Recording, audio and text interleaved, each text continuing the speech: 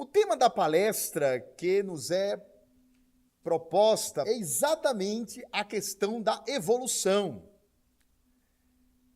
Todos nós sabemos que o Espiritismo é evolucionista, mas também ele é criacionista.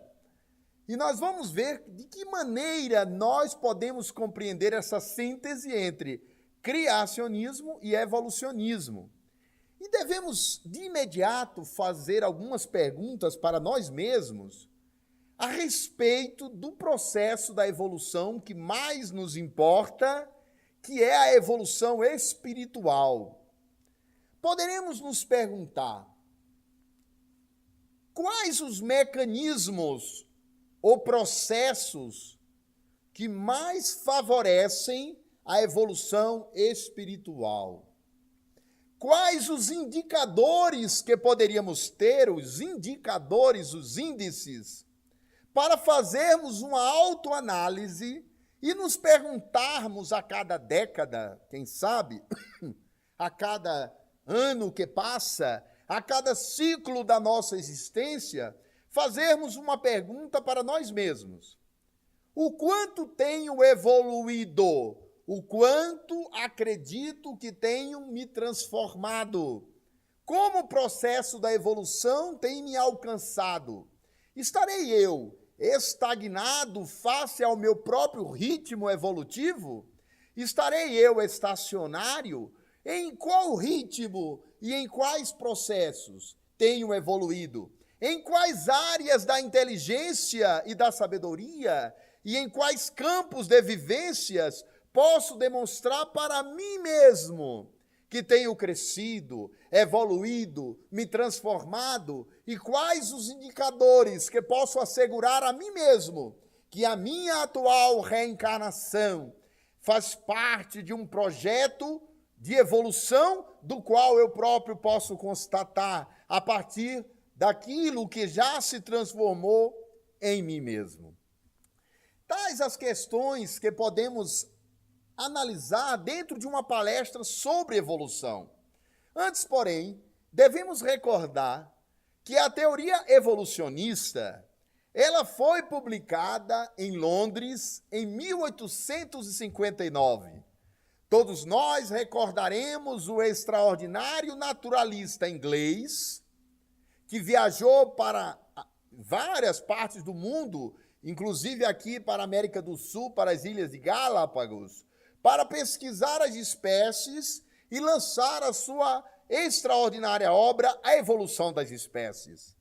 Charles Darwin observou que as espécies biológicas, os animais e toda a cadeia evolucionária, evolutiva, essas espécies biológicas do planeta terrestre, anfíbios, mamíferos, invertebrados, vertebrados, toda a flora e fauna, toda a evolução da vida se deu por um processo de resposta adaptativa à natureza.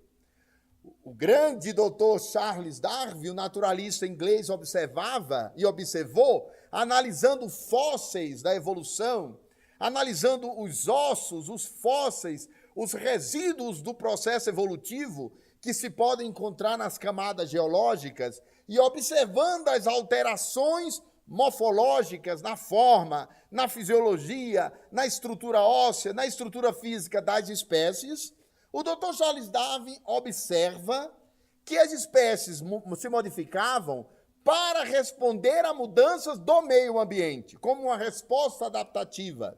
O ambiente se transformava, as espécies se modificavam, e aquelas que se tornaram mais aptas, é um resumo muito simples da sua teoria, aquelas que se tornaram mais aptas a responder às mudanças incríveis que aconteceram ao longo dos 3 bilhões de anos que nos remetem à origem da vida, né?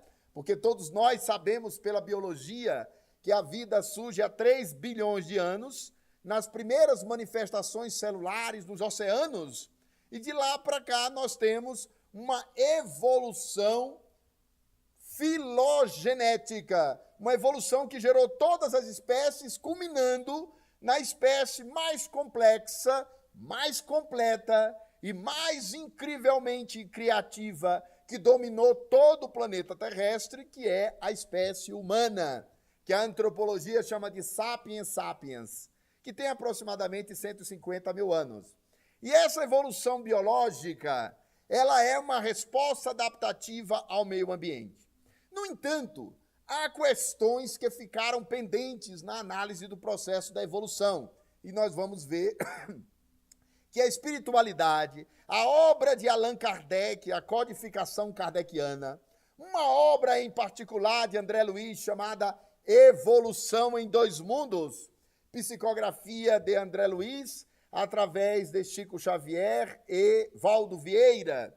Esta obra Evolução em Dois Mundos, além de outras contemporâneas, como a extraordinária e monumental obra do Dr. Amit Goswami, que escreve sobre a evolução criativa das espécies, tenta responder a uma questão complexa, difícil de ser respondida, que é o chamado elo perdido da teoria da evolução. Que elo perdido é esse? O darwinismo, como é conhecido, ou a teoria biológica da evolução, ela é muito boa para explicar aquilo que evoluiu, passo a passo, lentamente. A evolução que você vai conectando parte por parte e vai conectando os caracteres das espécies em um processo contínuo, em um processo permanente de longo e longínquo de milhões e milhões de anos. Só que aconteceu um fenômeno há 1 milhão de anos atrás, que até hoje os cientistas tentam explicar, e é o mais complexo dos fenômenos na área da evolução. Que fenômeno é este? É o fenômeno pelo qual um grupo de primatas, ele se transforma, e esse grupo de primatas começa a sofrer um conjunto de alterações morfológicas, fisiológicas, cerebrais. Esse grupo de primatas vai se diferenciar dos demais e vai gerar aquilo que gerou a longa escala da evolução que culminou na nossa espécie. Nós podemos lembrar o Australopithecus afarensis, podemos lembrar o homem de Neandertal, que é o primo próximo do Sapiens sapiens. Eles representam uma bifurcação, uma alteração fisiológica e morfológica dos primatas, dos antropóides, que geraram os antropóides, hominídeos, australopitecos e segue na evolução. De repente, o grupo de primatas se transforma e começa a evoluir de modo diferenciado. Se torna bípede ao longo de 1 milhão de anos apenas. Em 1 milhão de anos, esse grupo de primatas evoluiu na direção dos sapiens. E até hoje, o darwinismo, os biólogos, os cientistas, a própria ciência não consegue responder ao que nós chamamos em ciência de salto evolutivo na biologia. Porque 1 milhão de anos, meus amigos, comparado a 3 bilhões de anos, é como se fosse um ano para a nossa existência de 90 a 100 anos. É muito pouco tempo.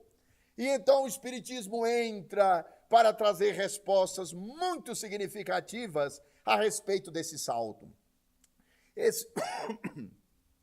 Esse salto da evolução biológica que gerou o homem que é bípede, que gerou esse cérebro maravilhoso, que nos permite ter a função cognitiva do pensamento, esse pensamento que gerou toda a cultura da história da humanidade, o pensamento que pensa sobre si mesmo, o pensamento que cria a arte, o pensamento que cria a ciência, que gera a filosofia, que produz a própria religião, a função intelectual, o processo de conhecer, que é característica exclusiva do sapiens.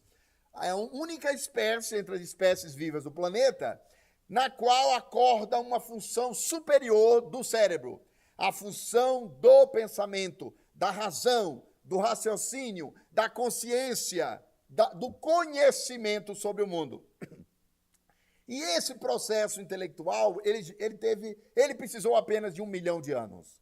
Em 1 milhão de anos, e com 4% de diferença genética apenas, comparando-se nós e os nossos parentes mais próximos, que são os chimpanzés, em 4% de diferença genética, nós temos o cérebro humano com córtex ou neocórtex. Em 1 milhão de anos estávamos prontos e saímos da África, na direção da Europa, para encontrar na Europa o nosso primo mais próximo na evolução, que é o homem de Neandertal. E se os senhores pensarem que nós estamos falando de algo assim, metafísico, espiritual, essa parte não tem nada de metafísica, muito menos de espiritual, porque a ciência já encontrou os fósseis. Os religiosos da atualidade, para não se ver na situação constrangedora, e o Papa da Igreja Romana entre eles, já admitiram publicamente que a história de Adão e Eva é uma história mitológica ou, no máximo, simbólica, a que Allan Kardec chamou a geração adâmica e falou do simbolismo da história de Adão e Eva. Mas a ciência já descobriu os fósseis. Recentemente, a ciência descobriu o esqueleto de uma menina de 12 anos de idade que ficou petrificado em camadas profundas na África da espécie Australopithecus afarensis. Constatou-se que houve uma inundação em toda aquela região da África Central e ela ficou ali petrificada. Alguns órgãos ainda preservados. Sabe qual é a idade desse esqueleto? 3 milhões de anos atrás. 3 milhões de anos. Ela é de uma espécie anterior à nossa. E qual é a importância disso para debater sobre evolução, para pensar esse princípio basilar do espiritismo, que é a evolução? Qual é a importância quando lembramos que o extraordinário Leon Denis falava de maneira poética e dizia: a alma dorme no mineral, agita-se no vegetal. A alma dorme no mineral, sonha no vegetal, agita-se no animal e acorda do homem, dizia Leon Denis. E o Espiritismo, então, vai tentar trazer uma resposta para essa pergunta: por que aconteceu esse salto de evolução? O Espírito Emmanuel em A Caminho da Luz, André Luiz em Evolução em Dois Mundos e o Dr. Amit Goswami fazendo uma ponte com o Espiritismo na sua obra A Evolução Criativa das Espécies.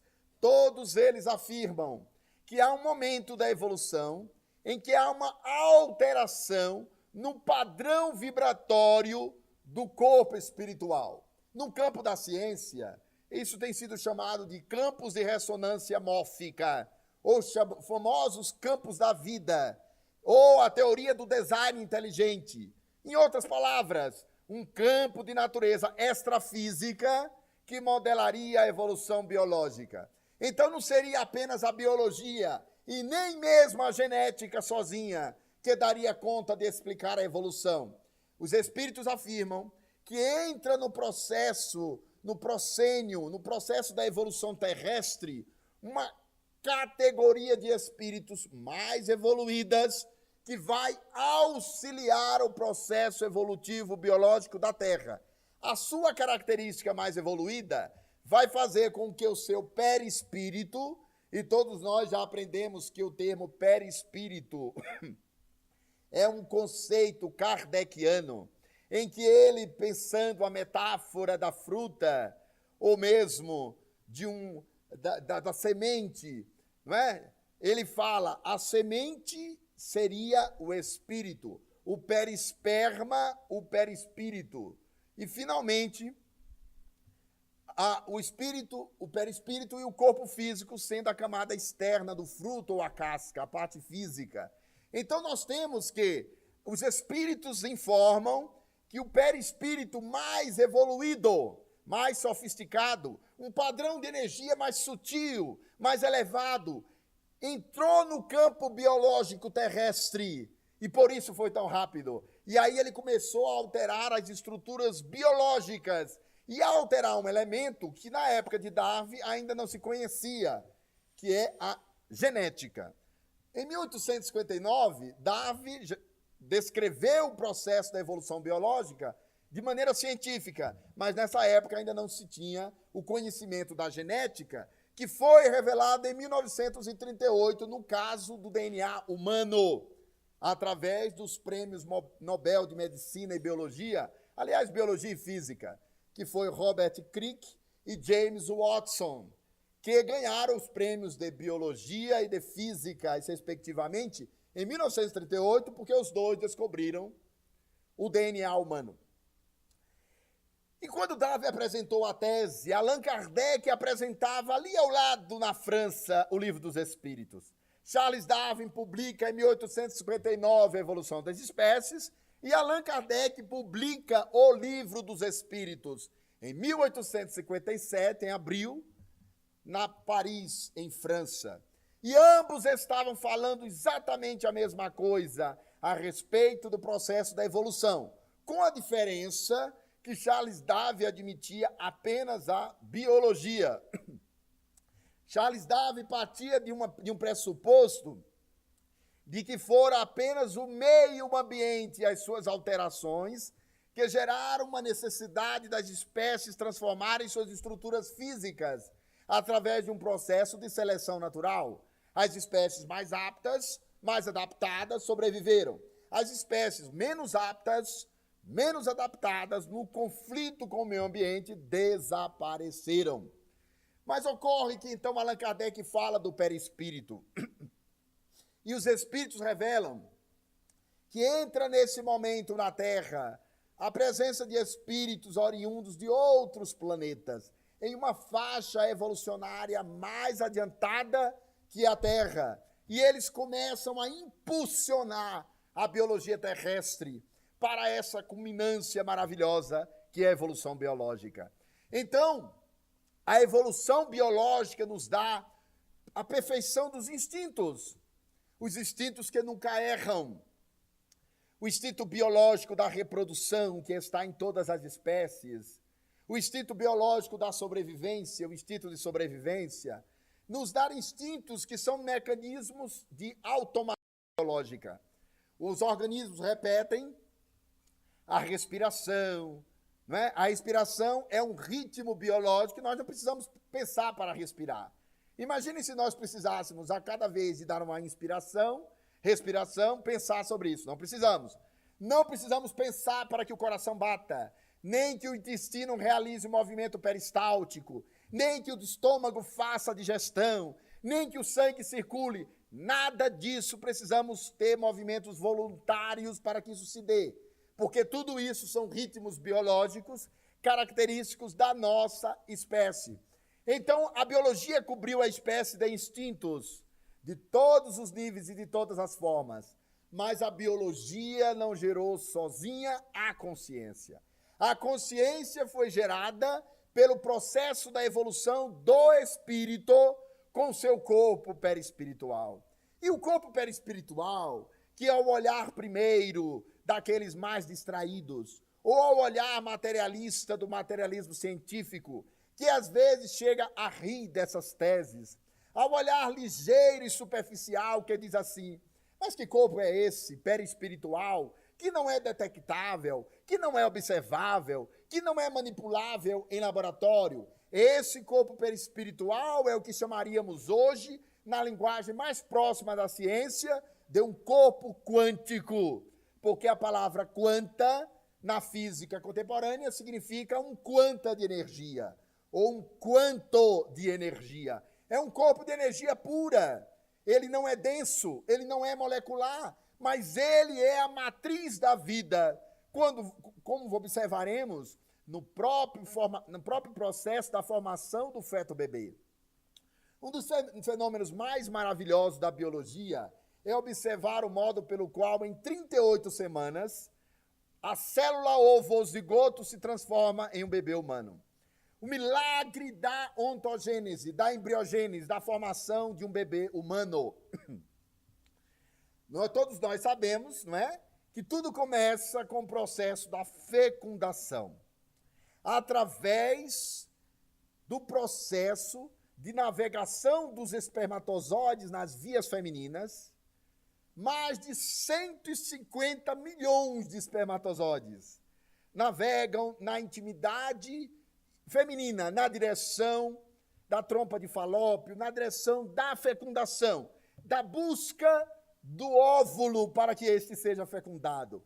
150 milhões de espermatozoides fazendo um processo já demonstrado e descrito pela imagem em 3 dimensões. E são 150 milhões de judeus, 150 milhões de apaixonados na direção de uma célulazinha apenas, né? 150 milhões de Romeus na direção de uma Julieta somente. Porque o óvulo feminino a célula feminina é a Julieta, que vai ser buscada por 150 milhões de Romeuzinhos na direção da Julieta, para buscá-la e fecundá-la, uma célula apenas. E ele vai atravessar a membrana celular do óvulo e vai realizar o milagre da vida.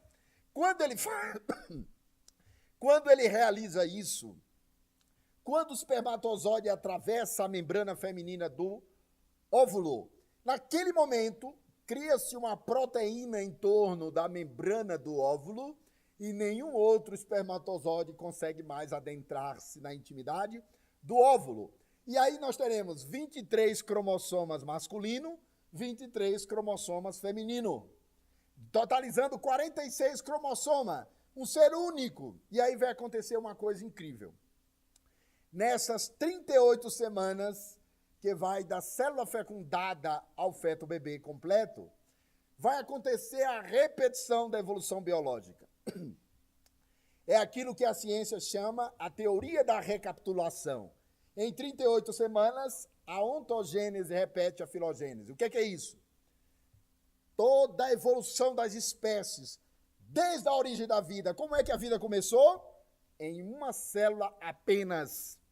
O próprio Espírito Emmanuel descreve em A Caminho da Luz, que em um dado momento, os aminoácidos se integram, as proteínas se integram e formam a primeira molécula, que reunida vai formar a primeira célula, e um conjunto de átomos forma uma molécula, um conjunto de moléculas forma uma célula, um conjunto de células forma um tecido, um conjunto de tecidos forma um órgão, um conjunto de órgãos forma um sistema, um conjunto de subsistemas de órgãos forma o organismo biológico humano.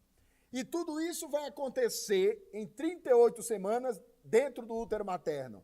E o que é que nós vamos ver? Nós vamos ver a primeira célula que um dia esteve mergulhada em oceano, mergulhado no oceano do líquido amniótico, solitária, ali dentro, vivendo a experiência e recordando a evolução das espécies.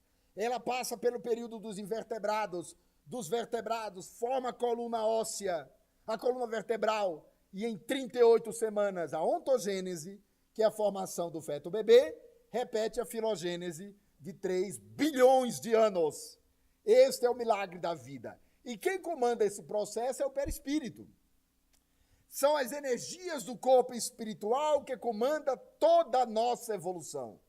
E esse perispírito, segundo Allan Kardec, ele vai se enraizando, molécula a molécula, célula a célula, em todas as áreas do organismo, até que então vem a reencarnação, advém a reencarnação, e nós vamos perdendo progressivamente a memória das existências passadas. André Luiz diz que até 7 anos de idade, a reencarnação está se completando. Por isso que crianças com 5, 6, 4, 7 anos de idade, elas falam de vidas passadas espontaneamente. E nós, os ocidentais, biológicos, materialistas, cientificistas, orgulhosos, dizemos assim, fantasia de criança. E não damos ouvido a elas, e elas falam das existências passadas espontaneamente. Quando chega aos 7 anos, a reencarnação se completa e a memória é esquecida de vidas passadas. Mas o que nos importa entender agora é o processo pelo qual se dá a evolução. Não apenas a evolução biológica, que os bons espíritos nos informam, que a cada década a personalidade humana faz uma grande mudança, um salto de transformação. Cada um de nós pode se perguntar aqui agora: quanto tempo tenho precisado para observar a mim mesmo e constatar mudanças significativas na estrutura da minha personalidade? E os espíritos nos têm dito que as décadas são muito significativas. Completamos 10 anos de idade. E ao longo desses 10 anos, muita coisa acontece. Mas ainda estamos na segunda infância. Chegamos aos 20 anos de idade, já estamos na juventude. Aos 30, na maturidade. Aos 40, no aprofundamento de uma maturidade em nível muito mais complexo, depois dos 40 anos de idade, que o Dr. Carl Gustav Jung, eminente médico, psiquiatra, psicanalista da corrente da teoria da psicanálise, discípulo de Freud, o psiquiatra suíço dizia, aos 40 anos, estamos prontos para a vida psíquica profunda. E aí nós podemos nos perguntar, nós a nós mesmos, não precisamos fazer essa pergunta para outrem, porque não teremos acesso nenhuma à transformação do outro. A maioria de nós tem por hábito e mau hábito ter a observação muito atenta do comportamento alheio. Porque nós somos assim, digamos assim, fofoqueiros inveterados, né? Viciados no vício da malícia de observar o comportamento alheio e ficar atento às nuances da vida dos outros. Francisco Cândido Xavier, na sua suavidade, dizia: permito que os outros sejam integralmente livres e façam de suas vidas o que eles quiserem. E a mim me imponho ser cada vez melhor. Hoje melhor do que ontem e amanhã melhor do que hoje. Nós costumamos fazer o inverso. Impomos que os outros sejam à nossa maneira e oferecemos toda a liberdade a nós mesmos. Mas o fato é que a cada década temos um tempo muito significativo para avaliar. E a reencarnação é um projeto tão extraordinário e a nossa mente é capaz de observar o próprio pensamento. Nós podemos fazer uma autoanálise para identificar em quais áreas nós temos evoluído. Porque, segundo o Espiritismo, quando Allan Kardec perguntou qual a finalidade da encarnação na Terra, progresso, evolução, transformação espiritual, nós estamos reencarnados, segundo o Espiritismo, para realizar a mais complexa tarefa, que é a autotransformação. Esse processo que nos transformar nos levará ao estado mais elevado de pessoas eminentemente instintivas ou de homens e mulheres apenas comandados pelos instintos para indivíduos mais elaborados e complexos, transformando instintos em emoções. Como diz o Evangelho segundo o Espiritismo, sensações em sentimentos, transformando tendências agressivas em comportamentos harmoniosos e conscientes, transformando a ilusão que nos impõe o vício em uma realidade que nos impõe a vivência superior da prática do dever. Esse processo de evolução pode ser auto-observado. Cada um de nós pode olhar para si próprio e se perguntar, meu Deus, será que eu estou muito parecido? Se estou com 40 anos, será que estou muito parecido comigo mesmo aos 30? Se estou com 50, estou muito semelhante quando tinha 30. Se estou com 70, me assemelho profundamente quando eu tinha 40 anos. Se nos assemelharmos muito, temos que acender um sinal amarelo. Porque certamente a nossa personalidade está sendo comandada por condicionamentos. Aqueles que estudaram um pouco psicologia, sabem que dois grandes autores, John Watson e Skinner, foram autores que disseram toda a liberdade humana é um mito e toda a personalidade é condicionável. É claro que eles exageraram, como todos os cientistas que, para chamar a atenção para a sua teoria, exageram. O historiador Max Weber dizia, quando queremos chamar a atenção para um fato, exageramos sobre ele. No entanto, nós padecemos de condicionamentos. Condicionamentos que nos prendem, que nos estagnam, que nos deixam estacionários em ritmos evolutivos precários e vivendo precariamente. Pergunte-se para si próprio, será que o condicionamento de ego me torna uma pessoa extremamente defensiva, isolada e egotista? Será que esse condicionamento tão poderoso do ego tem me tornado uma pessoa egoísta e indiferente aos outros? Esse condicionamento, ele faz parte da estrutura da mente, porque o egoísmo é o fruto do ego. Nós, quando estamos agindo de forma egoísta, de maneira egoísta e egotista, estamos obedecendo a um condicionamento do ego, que é multimilenar, que é um mecanismo de autoproteção, que é um mecanismo de auto-isolamento, que é um mecanismo de autofavorecimento. É aquela história que no brocado popular se diz, não é? Primeiro eu. Se der, depois, ainda eu. Se não der, ainda eu. Mas se der, e talvez, quem sabe, na quarta posição, os outros. É o egotismo, a posição da autocelebração do ego, que nos leva a uma ilusão psicológica chamada narcisismo. Ficamos apaixonados por nós mesmos, né?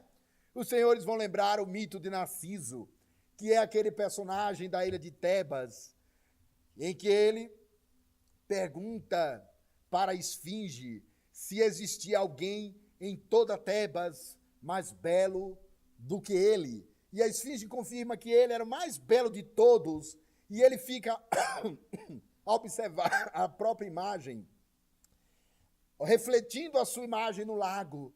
Ele entra num estado de hipnose, de autodeslumbramento com a sua beleza e acaba afogando-se no próprio lago. E nós somos aquelas criaturas humanas que, obedecendo ao condicionamento do ego e do narcisismo, estamos sob o império da ilusão, da autocelebração, que nos levará a nos afogar nas ilusões do ego. Até que os anos, as décadas passam e nós começamos a nos perguntar: primeiro, meu Deus, qual é o significado da vida? Será que eu existo para algo além de respirar, digerir, dormir, trabalhar, reproduzir e, quem sabe, sentir alguma coisa de forma apaixonada, seja pelo time que torço, ou pelo partido que estou vinculado, ou pela religião pela qual me apaixonei? Será que existe algo além dessa existência precária? Isso é o processo da evolução. Processo esse que faz com que nós nos autoconheçamos, para nos perguntar com coragem: como fazer para vencer o meu orgulho e evoluir? Como devo proceder para controlar as minhas paixões e os instintos avassaladores? Como devo agir para transformar a minha intolerância em paciência eterna com os outros? Como faço para superar meus preconceitos que me atormentam e me tornam uma pessoa preconceituosa em todas as áreas? Preconceito de classe, preconceito de gênero, preconceito de raça, preconceito de cultura, preconceito de religião, preconceito de qualquer coisa, porque estamos aprisionados por essa estrutura precária de baixa consciência. Então o Espiritismo fala e propõe que nós façamos essa viagem para dentro. É uma viagem de autodescobrimento e autoevolução. Nós só realizaremos a transformação desses condicionamentos, nos tornando senhores. O Ernesto Bolzano, extraordinário pensador italiano, que foi pesquisador da metapsíquica e aderiu ao espiritismo, ele dizia: o pensamento e a vontade são forças plásticas e organizadoras. E ele dizia também: nossos pendores e hábitos e tendências não são nossos amos, precisam ser nossos servos. Mas a maioria de nós tem sido objeto desses condicionamentos e não sujeito deles. Então o Espiritismo fala de um processo de evolução que nasce de dentro para fora.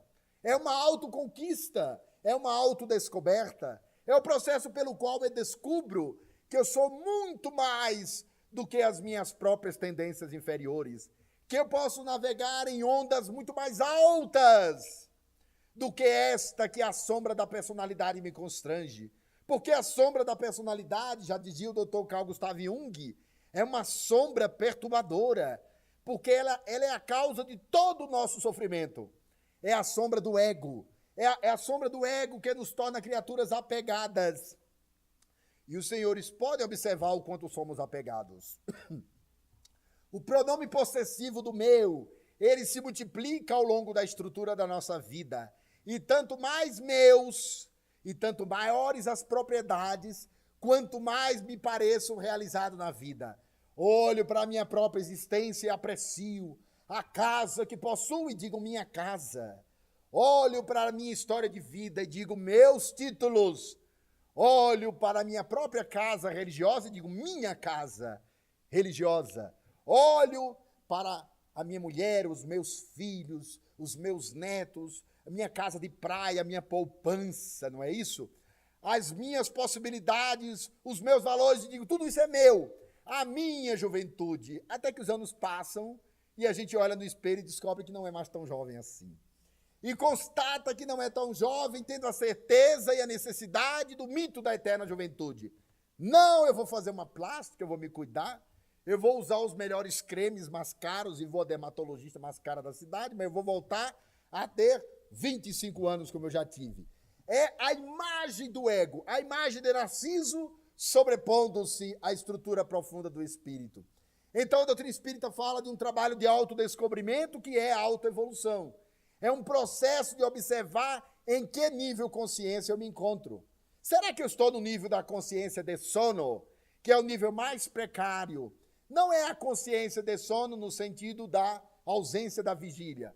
Todos nós adormeceremos. E, curiosamente, viveremos um fenômeno que deveríamos meditar sobre ele. A maioria de nós adormece 1, 2 vezes por dia e faz isso ao longo de milhares de vezes, ao longo de dezenas de anos. Milhares de vezes dormimos. E o Espiritismo diz, quando o corpo dorme, o espírito desdobra a lei do corpo. E temos sonhos espirituais, convivemos com os espíritos, viajamos para cidades espirituais ou não, não é? Porque muitos de nós ficam dormindo mesmo durante o desdobramento espiritual. Mas você faz isso todo dia. Você vai e volta, vai e volta. Faz o desdobramento astral, a sua personalidade se desdobra, você olha para o seu próprio corpo, mas o cérebro não registra. Você prossegue ao lado dos seus benfeitores espirituais, ou quem sabe também de amigos menos desejáveis, os nossos obsessores, e estamos fazendo isso todo dia. E, no entanto, nós continuamos a ver apenas a personalidade e manter a estrutura de condicionamento que nos impõe o medo da morte. Curioso, os gregos diziam sono é irmão da morte, a gente vai e volta todo dia. Todos os dias nós morremos parcialmente. E os senhores podem observar uma pessoa dormindo em sono profundo e constatarão que, do ponto de vista psíquico, assemelha-se com a morte, porque a consciência está em outra dimensão. E fazemos isso todo dia. Vamos, voltamos, e, no entanto, nunca queremos ir para não voltar mais, né? Porque os senhores sabem o que é que precisa fazer para ir e não voltar, não é? Então, nem vamos falar disso para não desanimar. Então, a desencarnação passa a ser um desses elementos a ser interiorizados, meditados, transformados. Então, o Espiritismo fala que a consciência de sono é a consciência de ego. É o nível mais precário da evolução. Nessa consciência estamos apegados. E então dizemos que tudo é nosso. E queremos reter aquilo que não possuímos. Porque o livro dos Espíritos diz que somos depositários dos bens, nunca proprietários. Mas queremos reter a juventude, queremos reter a saúde, queremos reter os parentes. Os casais vivem a síndrome do ninho vazio. Os psicólogos dizem o seguinte, a psiquiatria, a psicanálise: a família está feliz, os filhos são jovens, a família está completa. Eles crescem, amadurecem e se emancipam. E o casal fica sozinho, olhando um para o outro, dizendo, e agora? O que faremos da nossa vida? Porque estamos retendo aquilo que não nos pertence. E vamos nos apropriando, né? E eu sempre falo que a gente nós temos o meu carro, a minha casa, a minha vida, a minha mediunidade, a minha doutrina, a minha religião, o meu trabalho, a minha sogra, porque até a sogra a gente se apropria. A minha mulher, tem que ser minha mesmo, que não dá para ser nossa, não é? Então você vai multiplicando os meus. E finalmente você diz o meu corpo, a minha alma. E tudo isso é da consciência de sono. Quando dizemos a minha alma, criamos uma confusão porque não sabemos mais quem somos. Se até a alma a gente possui, porque a gente possui tudo aqui no Ocidente, nós nos apropriamos de algo que deveríamos ser e não possuir. Mas isso é uma confusão conceitual típica da nossa ignorância. E a ignorância, segundo Sócrates, é a causa de todo sofrimento. Aquilo que ignoramos gera sofrimento em nós. Ignoramos a imortalidade, gera o sofrimento do medo da morte. Ignoramos a arte do desapego, nos apropriamos das coisas e nos tornamos possuidores delas. Então, isso é a consciência de sono. É a consciência do ego, que nasce, vive e morre e nunca se perguntou quais as funções psíquicas eu poderia ter desenvolvido. Como posso desenvolver a arte de amar? A arte de fazer o bem pelo bem. Porque a maioria de nós outros ainda está na fase da troca, que é uma fase mais evoluída do que da indiferença. A indiferença é a consciência de sono completa. O sofrimento do outro é problema dele. Os problemas dos outros são problemas deles. O problema da economia de outro país é do outro país, não me importa. Só me importa do meu país porque me afeta diretamente.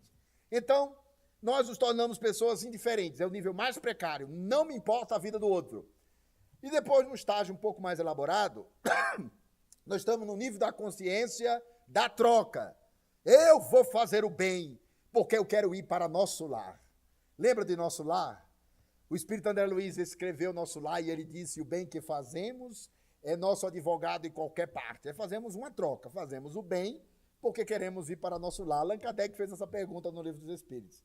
Quando pratica-se o bem, pensando nos benefícios na vida futura, esse bem é meritório? Os Espíritos disseram, há sempre mérito na prática do bem. No entanto, o mérito maior é do bem desinteressado. Kardec pergunta no Livro dos Espíritos, qual a virtude mais meritória? Qual a virtude mais meritória, que tem mais mérito? A caridade quando praticada desinteressadamente.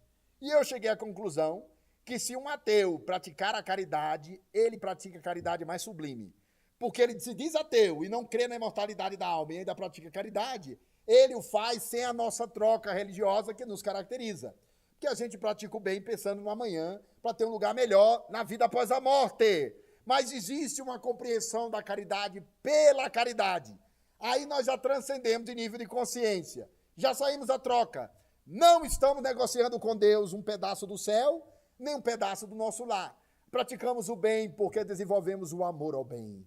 E amamos tanto a justiça que queremos vivê-la em nosso coração e não conseguimos mais ser injustos. Perdemos a competência de sermos maus. Aí já não é mais a consciência de troca. É a justiça pela justiça. É o amor pelo amor. É a verdade pela verdade. E aí precisamos recordar Jesus, que dizia, conhecereis a verdade vos fará livres ou vos libertará. Qual é a causa do nosso condicionamento na consciência de troca? Qual é a causa do nosso nível evolutivo precário? Ignorância. Falta de compreensão da verdade. Quando nós descobrimos a verdade profunda da vida, descobrimos que tudo que vemos não é. Tudo que não vemos, isto é. Porque a maior parte do universo é energia. Já se sabe hoje que o universo tem matéria, plasma, vácuo e gravitação. São forças e eletromagnetismo do universo. E já se sabe que existe uma realidade invisível por trás da matéria, que é o espírito imortal. Quando descobrimos isso, estamos saindo do nível da consciência de troca, da consciência de apego, da consciência de sono. Estamos começando a acordar o processo evolutivo em nós. É como se nos autodescobríssemos em um nível mais profundo e passamos a treinar um nível de consciência mais elevado. Como é maravilhoso descobrir a teoria da reencarnação. A maioria de nós faz um planejamento para uma vida e você se planeja para viver 90 anos. E às vezes não sabemos que teremos que voltar aos 60. e a dizemos assim, quando eu me aposentar, eu cuido do espírito. Só que não dá tempo, porque antes de se aposentar, desencarna, não cuidou do espírito. Ah, quando eu chegar aos 80 anos, eu cuidarei das questões espirituais, desencarna antes, não cuida. A teoria da reencarnação nos dirá, somos espíritos imortais e estamos na Terra para evoluir. E agora podemos construir uma nova identidade. É uma identidade transpessoal, espiritual, em que prevalece a consciência cósmica. Você agora diz assim, olha, eu não sou Denizar, eu apenas estou nessa personalidade. Você fala do seu próprio nome, eu não sou João, eu estou João. Porque você descobre que por trás da ilusão da matéria e da aparência corporal e da personalidade com a qual estamos identificados, há um espírito imortal sedento de luz. Esse espírito já existia antes da reencarnação e sobreviverá à morte do corpo físico, buscando níveis de consciência cada vez mais completos, mais evoluídos, mais sofisticados. A consciência do perdão é evoluída, a consciência da inofendibilidade é mais completa ainda. Nós somos pessoas que se ofendem, e alguns de nós se ofendem muito facilmente. Basta receber um conceito mais ajustado ou criterioso de outrem sobre nós, que nem sempre é doloso, nem é crítica destrutiva, e ficamos melindrados. Basta que alguém não nos aprecie de uma maneira tão agradável assim, o nosso ego se fere, porque estamos na consciência, no nível de consciência que se magoa para depois perdoar. Observem, o nosso nível é assim, alguém nos magoa, aí nós ficamos magoados, ressentidos, rancorosos e ruminantes. 38 anos, 13 semanas e 14 dias que eu me lembro daquele dia que fulano me humilhou publicamente. E 38 semanas, 14 dias depois, 38 anos e tal, eu então perdoo. Não é? Então a gente se ofende, depois de um longo período a gente perdoa. Mas a visão profunda dos níveis de consciência fala de um nível ainda mais elevado, da inofendibilidade. Não se permitir mais ofender-se tão facilmente. Na linguagem da psicologia, o nome disso é blindagem emocional. O Dr. Augusto Cury diz que temos que aprender a arte de nos blindar emocionalmente. É claro que tem pessoas atormentadas por toda parte. Tem pessoas que perseguem com gratuidade a outrem, que se dão ao luxo de antipatizar, de criticar, de agredir, de questionar, de ser intempestivo a qualquer momento. E temos que nos blindar emocionalmente. Problema do outro que faz isso. Se eu me tornar inacessível à atitude perturbadora do outro, ele não me acessa nas minhas emoções e eu permaneço sereno. Essa inacessibilidade e a blindagem emocional é o desapego, é a compreensão espiritual da vida. Então, a evolução é princípio fundamental da doutrina espírita, mas não apenas da evolução biológica, da evolução dos níveis de consciência que as reencarnações nos exegerarão, até que nos autodescubramos. Allan Kardec pergunta, qual o meio prático mais eficaz para o homem combater as más inclinações e resistir à atração do mal? Um sábio da antiguidade vô-lo disse, conhece-te a ti mesmo. Conhecer os mecanismos do nosso funcionamento psíquico. Você se perguntar, como é que eu funciono? Eu funciono bem ou mal em tal circunstância? E por que é que eu sou tão frágil nesta área? Porque provavelmente eu estou muito mal resolvido nela. E além de processos psicoterapêuticos, que eu tenho que ter a humildade de buscar, eu também preciso fazer a autoterapia, o autodespertamento, o autodescobrimento, para despertar a luz interior que está em mim.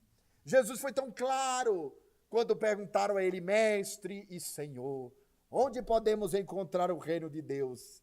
Ele deu uma resposta completa, psicológica e psicanalista, profunda e transpessoal.